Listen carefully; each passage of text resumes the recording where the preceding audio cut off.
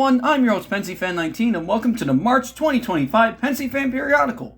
This is a monthly news series which covers most of the major railroading headlines from around the world, as well as my opinions on them. We have a lot of articles to go over today, so with that in mind, let's get rolling. First off, we have one of the most significant leadership changes in railroading in recent years, as Stephen Gardner has resigned from his position as Amtrak CEO. This comes just weeks after Elon Musk suggested privatizing Amtrak in order to help it earn more money, as this step was likely done in order to streamline those efforts, especially as it was later revealed that the White House forced out Gardner from his position. Regardless of politics, the sudden removal of Amtrak's well-liked CEO creates a lot of worry and uncertainty for the passenger railroad, as it isn't entirely clear as to what the next steps for the railroad will be, as well as whether a new CEO will be nominated soon or not. This uncertainty was recently made worse with the immediate removal of their entire Horizon car coach fleet when a routine maintenance report found excessive amounts of corrosion in vital parts of each car, with Amtrak forcing several of their trains to be cancelled or substituted. But back to the main story regarding their CEO. Such a massive feat of news should arguably be the top story of the periodical, and although I personally have several opinions regarding the news, as well as Amtrak privatization as a whole, I will not be discussing these opinions on this matter any further, as I do not want the series or the channel to become political. For the past 5 years, I've tried to keep this channel mostly positive and not too controversial, which is a precedent that I would like to continue with stories like these. Although I at least feel the need to mention it, seeing how big of a feat of news it is for people both inside and outside of the railway news community. Like many others, I just hope that Amtrak continues to operate well despite these uncertain times for the passenger railroad, and that the railroad makes efforts to expand instead of cutting back. Speaking of which, here is some interesting news. Metra could redesign their commuter rail network with numbered and lettered routes based on their regions. Hatsushima is to be the first 3D printed station in the world and can be built in 6 hours. ASCE has listed public transit infrastructure as a D on their 2025 report card. CPKC has selected their 2024 Grain Elevators of the Year. The US could become the 57th British Commonwealth. Francis Bourgeois has purchased a Glasgow Subway's second-generation subway car. Virgin Trains is looking to run service through the Channel Tunnel, as well as Swiss Federal Railways proposing their own service using the same tunnels. Matterhorn Gotthard Railway has opened the fastest cog railway line in the world at a top speed of 18.6 miles per hour. The Southeastern Railway Museum in Duluth, Georgia has been listed as a place in peril, or in risk of shutting down. And New Jersey's Mersey train wagon has recently been rediscovered in the barn, after being assumed to be destroyed for decades. Now here's a follow-up news section for articles covering stories from previous episodes. The sale of Nickel Plate 587 has been cancelled. The state of South Dakota has rejected an Amtrak long-distance proposal that runs through the state. Rocky Mountaineer in the US is to be renamed Canyon Spirit, as their trains now stop at Denver Union Station. Land Rush Rail Corp is to operate the Blackwell Northern. Watco has acquired the Great Lakes Central.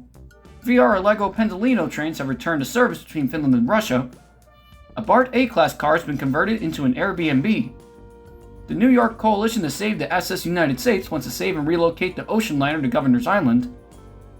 And Grand Penn Alliance released new concept art of their Grand Penn Station proposal, which proposes relocating Madison Square Garden in favor of rebuilding parts of the original Penn Station, namely the entrance facade and the steel arches, with office buildings and a large park in the middle of the ground level.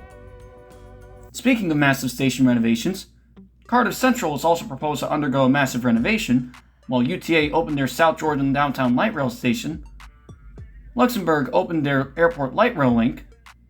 VTA ended their 17-day-long transit strike. Kermit the Frog is to speak at the University of Maryland commencement speech. DB Cargo has rebuilt some of their shunters to be autonomous. Omnitrax has placed their battery-powered Amtraction G9 into service. Amtrak has repainted some Amfleets into Phase 7. The Genesee Valley Railroad Museum purchased a Bath and Hammond Sport Alco S1.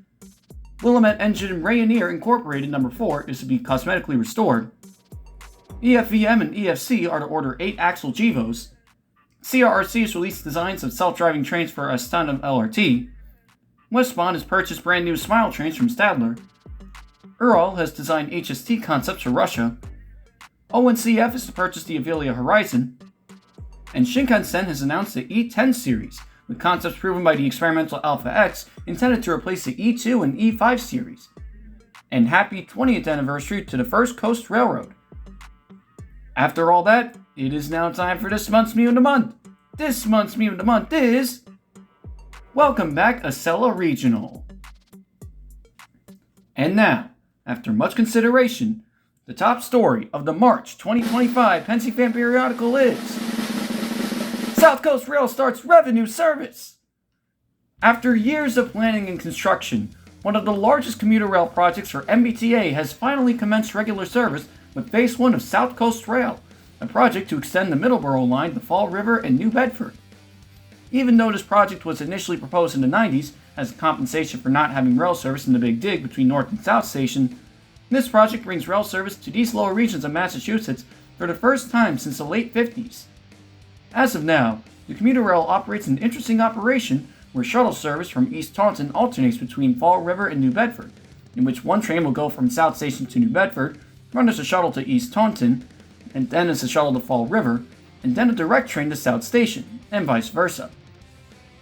But this project isn't done yet, as Phase 2 is projected to connect the Stoughton branch to the new branch lines by restoring an abandoned straightaway with 4 new stops in between, thus serving even more connections to the lower Massachusetts region, with service on this branch projected to start in 2030.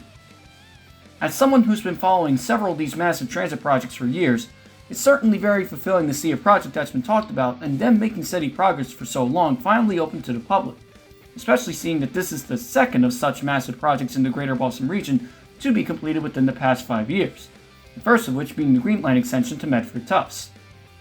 Overall, I wish this new transit extension the best of luck with attracting several new riders, as South Coast Rail will now connect a long underserved region with more direct rail service after years in the making. Thank you everyone for watching this month's episode of the Pensyfan Periodical. There have been a lot of rail news headlines for the month, and it will be very interesting to see what the future has in store for all of these articles. Thank you again for watching, and if you enjoyed this video, don't forget to like and subscribe for more. Have a good day.